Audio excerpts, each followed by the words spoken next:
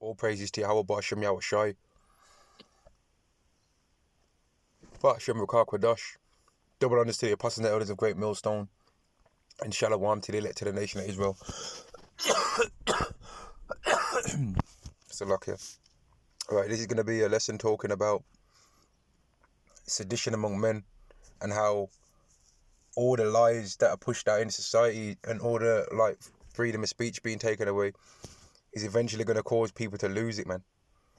It's going to cause people to lose it because they're going to see that this world doesn't want them to have a voice, that this world doesn't want them to be able to say or do anything and just wants them to be perpetual slaves, man, and people are going to get sick and tired of that eventually. Alright, so I'm going to start off at 2nd Ezra chapter 15 and verse, 2nd Ezra chapter 15 and verse 5. Silakia. Behold, saith the Lord, I will bring plagues upon the world, the sword, famine, death, and destruction. For wickedness have exceedingly polluted the whole earth, and their hurtful works are fulfilled. So all of this stuff about freedom of speech being taken away, all of this alphabet people that have all of these sinful lusts, all of this stuff has to be done so that their hurtful works, so that the ways that they believe is the right way to live can be fulfilled. All of it has to be done, and there's still more things worse than what they've already did that are going to be done also. Verse 7, Therefore saith the Lord, I will hold my tongue no more as touching their wickedness, which they profanely commit, neither will I suffer them in those things in which they wickedly exercise themselves. Behold, the innocent and righteous blood crieth unto me, and the souls of the just complain continually. So when Israelites die, right, which we the Israelites are the just, they go up to the spirit world in their right mind and complain to Yahweh about what's going on on the earth. They complain to him. It's hell down there. We can't do nothing. The air's weird. The food's weird. The food's polluted. Everything's polluted. They complain about what's going on the earth. They complain about how wicked and evil this place is. And Yahweh hears that. And Yahweh's not going to hold his tongue no more as touching their wickedness, because all the hurtful works that Yahweh programmed into them to do, which are the vessels of wrath fitted to destruction,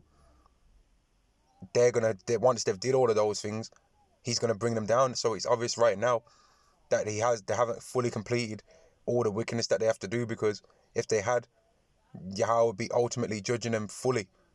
But there's still more prophecies with the Revelation 13 chapter 16th verse and the 17th verse. There's still that needs to be fulfilled. There's still World War One. It's like a World War III that needs to be fulfilled. There's still martial law that needs to be fulfilled, which is going to go into in this scripture here, verse 9. And therefore, saith the Lord, I will surely avenge them and receive unto me all the innocent blood from among them. So just these Edomites have punished us as Israelites and have killed us, right? But they're going to be punished. The earth's been defiled because of the blood that they shed, and the only way for it to be cleansed is for their blood to be shed. Numbers 35 and verse 33. So you shall not pollute the land wherein ye are, for blood it defileth the land, and the land cannot be cleansed of the blood that is shed therein, but by the blood of him that shed it. So Edomites' blood is going to have to be shed, because they shed the blood of Israelites, and that's the only way how the land's going to be cleansed. That's the only way, and it will definitely happen. Just like how all the wickedness that Yahweh said he was going to do unto us has happened, so will all the righteous things that he said is going to happen unto us. So will all the blessings. 2nd Ezra chapter 15 and verse 10. Behold, my people is led as a flock to the slaughter. I will not suffer them to dwell in the land of Egypt. And that's talking about Babylon the Great. He's going to take them out of there. Verse 11. But I will bring them with a mighty hand and a stretched out arm, and smite Egypt with plagues before, and I will destroy all the land thereof. And that's Revelation 18, how Babylon the Great is going to be completely destroyed off the face of the earth. Verse 12, Egypt shall mourn, and the foundation shall be smitten with the plague and punishment that God shall bring upon it. They that till the ground shall mourn, for their seed shall fail through the blasting and hail, and with a field for consolation. And that's happening. Farmers are not being able to grow crops as they used to. even they're being paid off. There's many things happening to stop these farmers from being able to grow crops as they usually would. And that's why eventually over in Babylon, there's gonna be food shortages, man. Verse 14, woe to the world and them that dwell therein, for the sword and their destruction draweth nigh. For the sword and their destruction draweth nigh, and one people shall stand up to fight against another, and swords in their hand, and part of that's going to be because the ground shall mourn, and the seed shall fail through the blasting and the hail, and with a field for constellation. Because of that, there's going to be lack of food. So therefore, people are going to raise up with the sword and come up against each other. That's going to happen. Verse 16, for there shall be sedition among men, and invading one another. They shall not regard their kings nor princes, and the course of their actions shall stand in their power. A man shall desire to go into a city, and shall not be able, for because of their pride the city shall be troubled, the houses shall be destroyed, and men shall be afraid. Verse 19, a man shall have no pity upon his neighbour, but shall destroy their houses with the sword, and spoil their goods, because of the lack of bread, and for great tribulation. And that's what there's going to be among all of these people. There's going to be a lack of bread, right? There's going to be a lack of bread, and all of these greedy heathens are going to come up against each other and kill each other, man, because these people are not used to skipping a meal, man. Right? These people are not used to fasting. These people are not used to being thirsty. And if they do miss a meal, they act like it's the end of the world. These people are not used to restrictions upon their life, and that's why so many people lost their damn mind when the lockdown happened, man.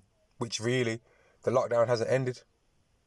The lockdown hasn't ended. They're saying it over in the 21st it could end, but we'll find out if that's true. We'll find out, man.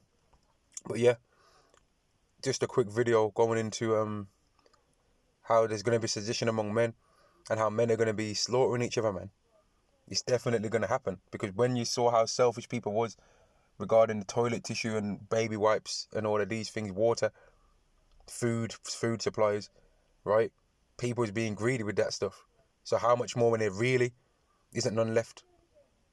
They're going to go from ransacking the stores to ransacking people's houses, as it says in verse 19 of this chapter, 2 Ezra chapter 15 and verse 19.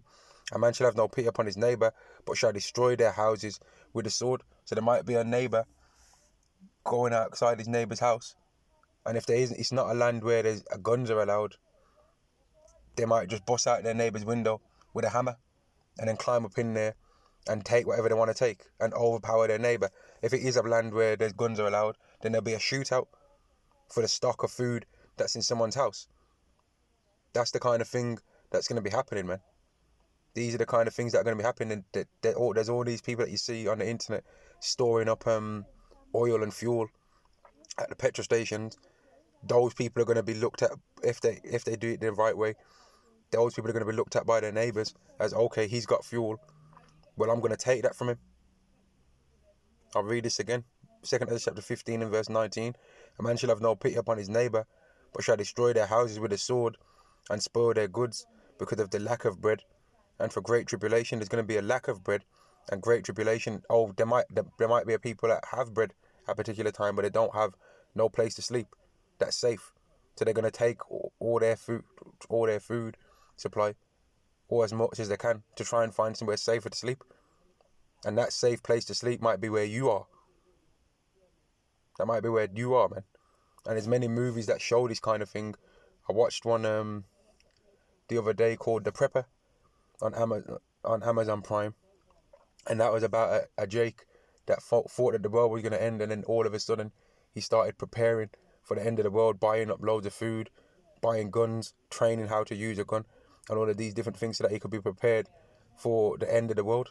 Which really, preparation comes from a spiritual way rather than from physical things. Let me read this again.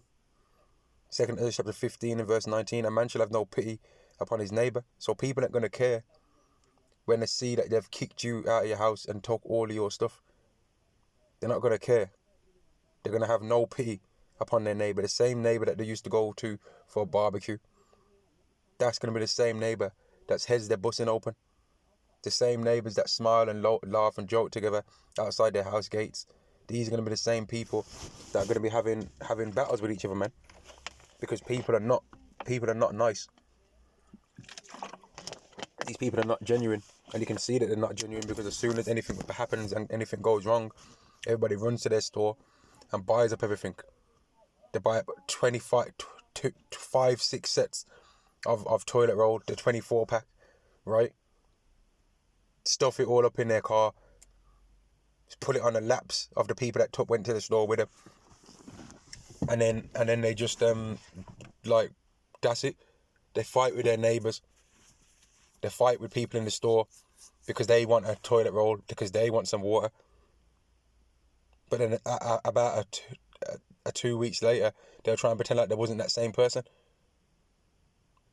And that's all goes into hypocrisy of this society as well, because they talk all this love, love, love stuff, but it's the same people that talk about like they're on this love, love, love stuff that are the people that are going into the shops and buying up everything, man. Buying up every toilet roll that there is in the shop, buying up all the bread, taking 5 or 6 trolleys worth of shopping home. It was you same hypocrites that was doing that, but that's fine.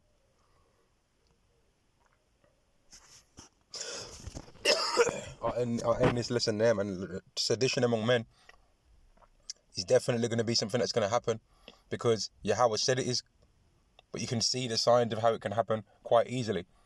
People, there'll be haves and have-nots. The have-nots will try and take it from the haves.